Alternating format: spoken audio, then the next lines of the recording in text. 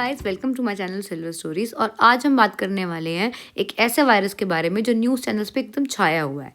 क्या है ये वायरस और क्या ये कोविड-19 की तरह है? क्या ये फिर से लॉकडाउन लग जाएगा इसकी वजह से? है क्या ये? तो इस वायरस का नाम है ह्यूमन मेटान्यूमो वायरस।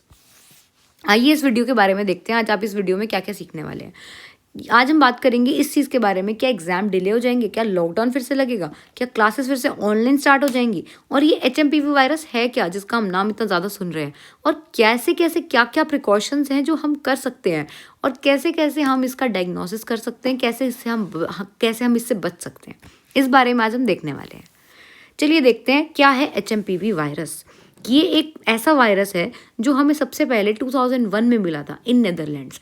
लेकिन हम ये जाना गया है कि ये बहुत ज़्यादा डेकेड से हमारे पास है। ये जो है ये ज़्यादातर बच्चों को इफ़ेक्ट करेगा और जो बूढ़े लोग हैं, ओल्डर पीपल हैं, उनको इफ़ेक्ट करेगा।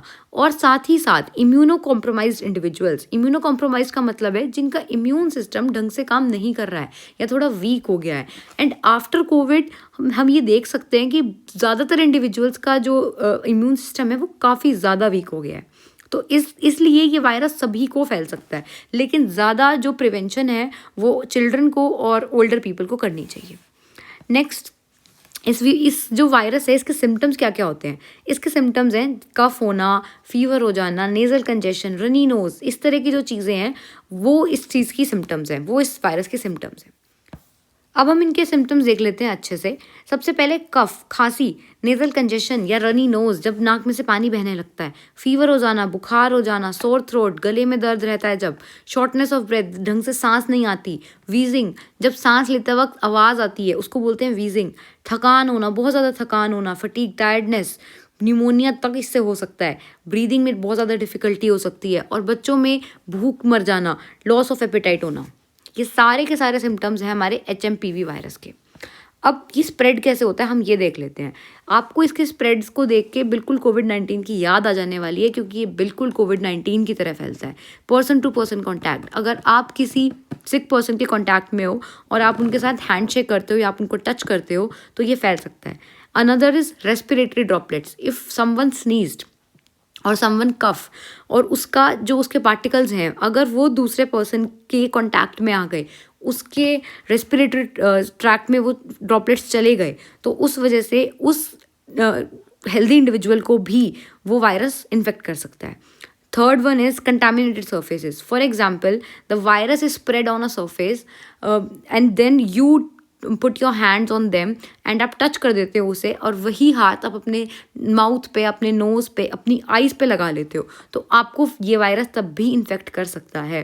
प्रोलॉन्ग्ड एक्सपोजर, अगर आप किसी ऐसे कमरे में बैठे हो जहाँ पे ज़्यादा वेंटिलेशन भी नहीं है और वहाँ पे एक ऐसा पर्सन भी बैठा है जो सिक है, जिसको इस वायरस ने इन्फेक्ट कर रखा है, तो आपको भी हाई चांसेस हैं कि वो वायरस आपको भी इन्फेक्ट कर दे। Now the last one is seasonal activity. ये जो कोल्ड का सीज़न है, सॉरी विंटर सीज़न है, इसके अंदर ये बहुत ज़्यादा फैलता है क्योंकि ये रेस्पिरेटरी इलनेस कॉज करता है, और हमने देखा था ये न्यूमोनिया तक कॉज कर सकता है। अब देखा गया है कि जो वायरस है ये सबसे पहले बीजिंग, चाइना में अभी इसके जो केसेस हैं इसके इन्फेक्शन के वो सबसे ज़्यादा आ रहे हैं। वहाँ पे इतने ज़्यादा केसेस हैं इस वायरस के कि लोगों को हॉस्पिटलाइज होना पड़ रहा है, और बहुत ज़्यादा तादाद में लोग हॉस्पिटलाइज हो रहे हैं। लेकिन इंडिया में क्या इतने डरने की बात है? इंडिया में क्या इतने केसेस आए हैं? इंडिया में अभी तक सिर्फ 5-6 केसेस आए हैं बेंगलोर में, और 1-2 केसेस आए हैं गुजरात में।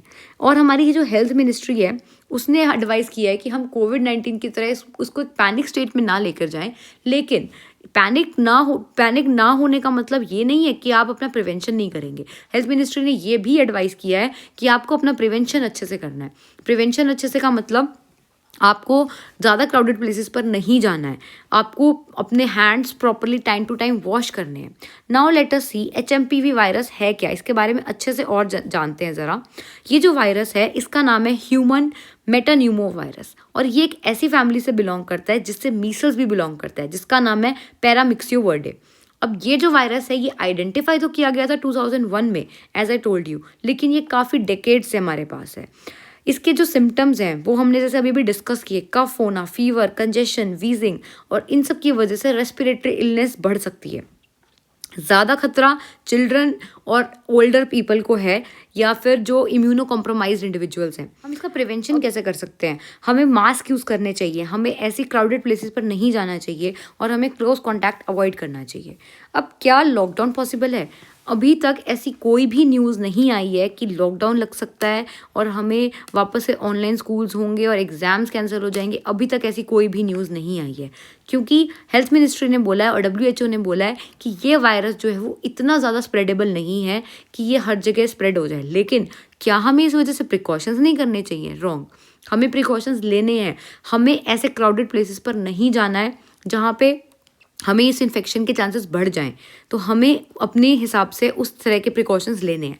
तो अब लेट अस सी कि प्रिकॉशंस हमें क्या क्या लेने हैं, क्या क्या प्रिकॉशंस हमें लेने चाहिए इसके लिए। सबसे पहला है प्रैक्टिस गुड हाइजीन। अपने हैंड्स आपको रेगुलरली वॉश करने हैं सोप एंड वाटर से, ताकि कोई भी अगर इन्फेक्टेड वायरस आपके हाथों पर हो तो वो आपको इन्फेक्ट ना कर सके। Secondly, clean surfaces. कोई भी ऐसे पब्लिक प्लेसेस पे कहीं पे भी आपको जहाँ पे लगता है कि कोई इन्फेक्शन के चांसेस हैं, वहाँ के सरफेसेस को आपको फ्रीक्वेंटली टच नहीं करना है। थर्ड वन इज़ मास्क पहन कर जाना है। अगर आपका कहीं जाना ज़रूरी है तो wear mask. Another one is strengthen the immunity. आप अच्छे तरह से अपना खाना पीना खाइए, सारे हेल्थ न्यूट्रिशन सब कुछ आप अपने अच्छे से खाइए, बैलेंस डाइट फॉलो कीजिए, ताकि आपका इम्यून सिस्टम जो है वो स्ट्रेंथन रहे। कॉन्टैक्ट, अगर कोई सिक पर्सन है तो आपको उसके कॉन्टैक्ट में ज़्यादा नहीं जाना है।